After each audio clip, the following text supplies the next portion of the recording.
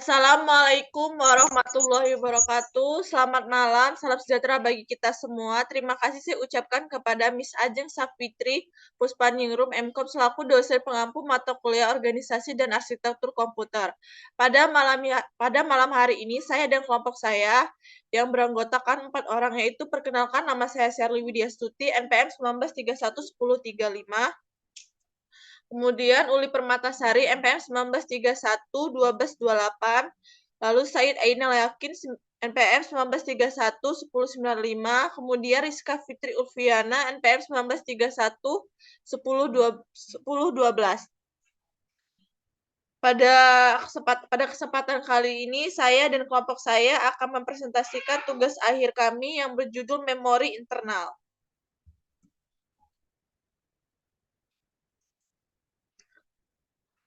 Pertama-tama saya sendiri akan menjelaskan pengertian memori internal. Memori internal adalah memori yang menyimpan program dan data sedang dikerjakan oleh CPU komputer. Dalam sebuah komputer yang digunakan sebagai CPU adalah satu atau beberapa mikroprosesor. Kalau komputer menjalankan suatu program, memori internal akan terus-menerus berhubungan dengan CPU. Karena itu memori yang digunakan sebagai memori internal harus cukup cepat agar mampu mengimbangi kecepatan CPU. Kemudian fungsi dan macam-macam memori internal. Fungsi memori internal menyimpan data yang berasal dari perantin masukan sampai data yang dikirimkan ke ALU atau buka kurung aritmatika atau logic unit untuk diproses.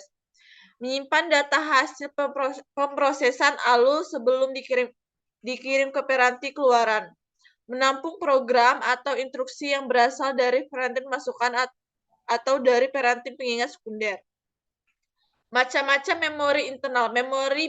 Satu memori biasanya terbagi atau dibedakan menjadi dua macam, yaitu RAM dan RAM.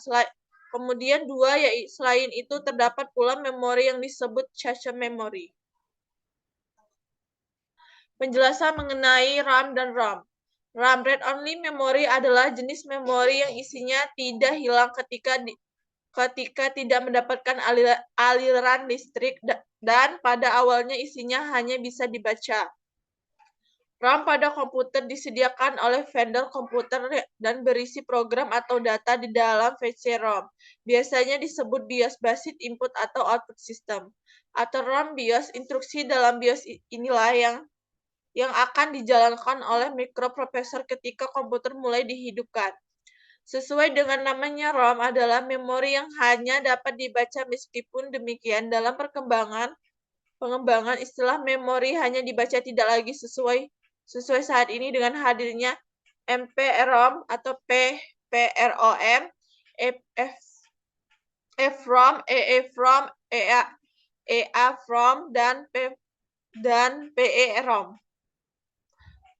Kemudian selanjutnya pengertian memori RAM akan dijelaskan oleh rekan saya Uli Permata. Baiklah, saya akan menjelaskan pengertian MPROM, FROM, EFROM, EEPROM, EAROM, dan FROM.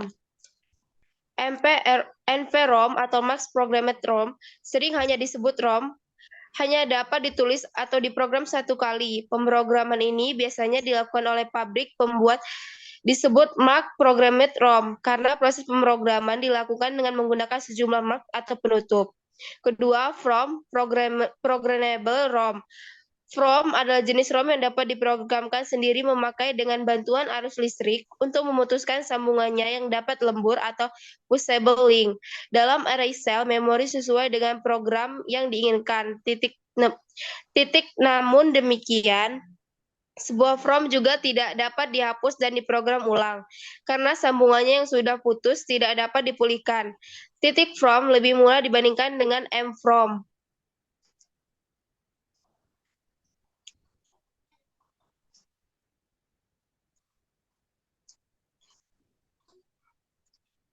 EFROM atau Erasable Programmable ROM. EEPROM adalah jenis ROM yang juga dapat diprogram sendiri secara elektrik oleh pemakai. EEPROM dapat dihapus dan diprogram ulang secara berkali-kali dengan menggunakan program EEPROM. Penghapusan isi EEPROM dilakukan dengan memberikan cahaya ultraviolet melalui jendela kecil yang dapat pada permukaan chip EEPROM. EEPROM atau Electrical Erasable Programmable ROM atau EEPROM adalah jenis ROM yang dapat diprogram dihapus dan diprogram ulang secara elektrik oleh pemakai titik jadi. Proses penghapusan titik penggunaan sinar ultraviolet tetapi arus listrik. Karena itu, EEPROM dapat dihapus dan diprogram ulang secara selektif. Flash ROM atau Flash Programmable and Erasable Read Only Memory merupakan memori dengan teknologi non-volatile memory. Isi memori dapat ditulis ulang ataupun dihapus berkali-kali dengan sangat mudah, sehingga ribuan kali titik teknologi ini sekarang banyak diterapkan untuk memori di dalam single chip, microcontroller, dan mikrokomputer. EAROM atau Electrical Alterable ROM, EAROM adalah jenis ROM yang mirip dengan EEPROM. Memori jenis ini isinya dapat dihapus dan ditulis secara selektif dan elektif oleh pemakai EEPROM, dan EAROM. Sebenarnya merupakan Read Mostly Memory RMM, memori komputer yang dapat diprogram lebih dari satu kali tulis untuk RMM. Jauh lebih rumit dibandingkan dengan operasi bacanya dan jarang dilakukan. Semua jenis ROM di atas adalah jenis memori non-volatile, artinya informasi yang tersimpan dalam sebuah ROM tidak akan hilang jika suatu daya listrik terputus atau dihentikan sehingga digunakan untuk menyimpan informasi atau program dan data yang bersifat tetap, misalnya prosedur-prosedur BIOS.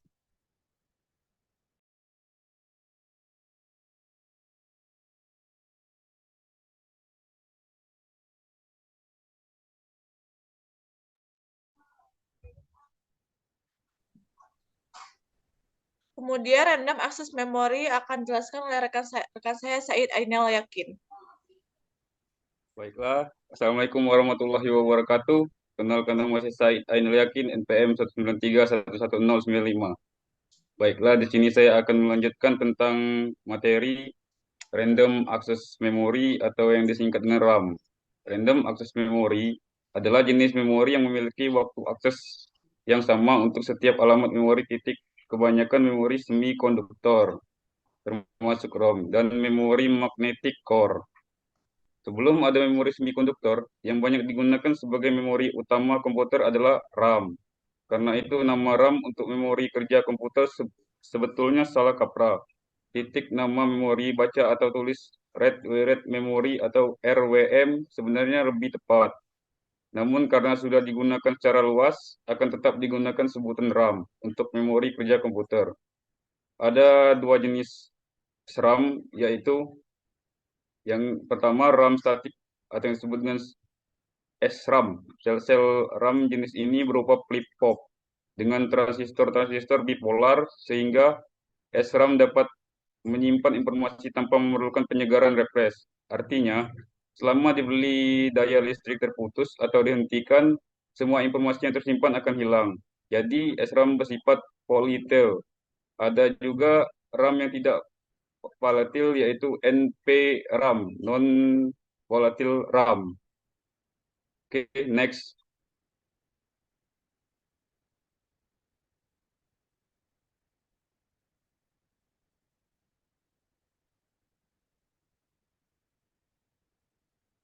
Yang kedua, RAM dinamik atau yang disebut dengan DRAM.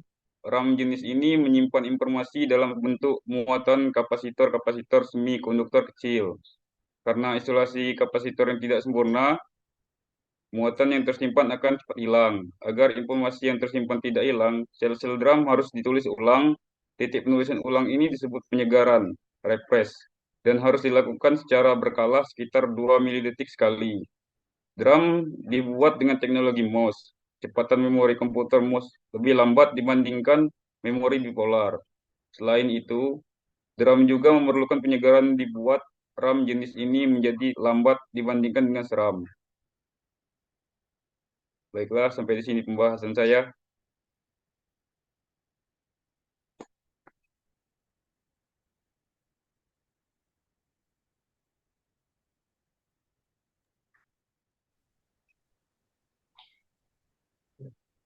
Selanjutnya akan saya lanjutkan tentang memori cache.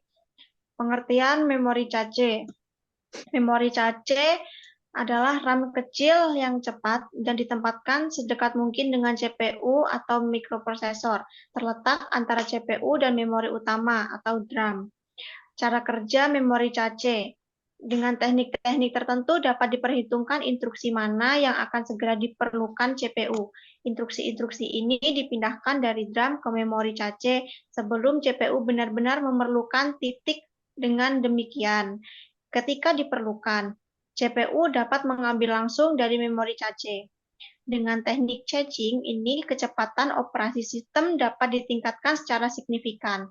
Kombinasi memori cache yang lebih kecil, cepat, dan mahal dengan memori utama yang besar dan murah, tetapi lambat menghasilkan sistem memori dengan kecepatan operasi mendekati memori cache dengan kapasitas DRAM. Next.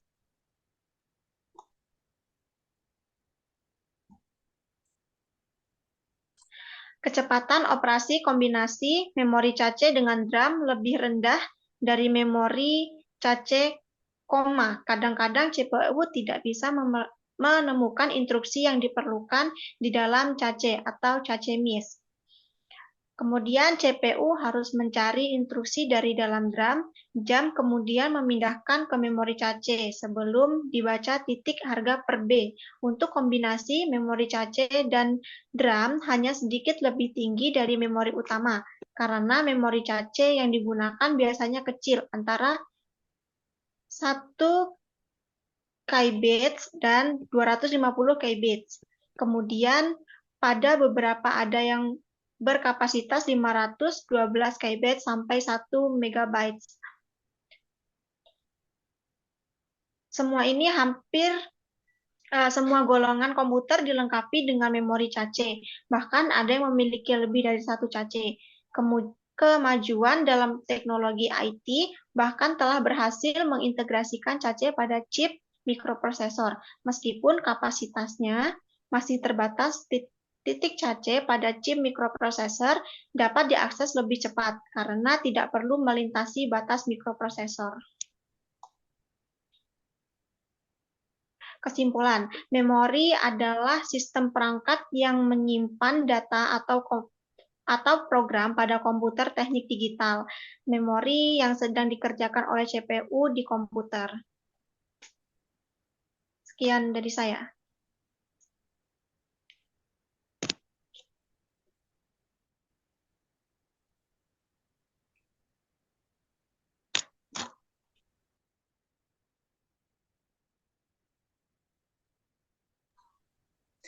Sekian presentasi dari kami. Apabila ada salah dari ucapan kami mohon maaf. Kami ucapkan terima kasih. Wassalamualaikum warahmatullahi wabarakatuh.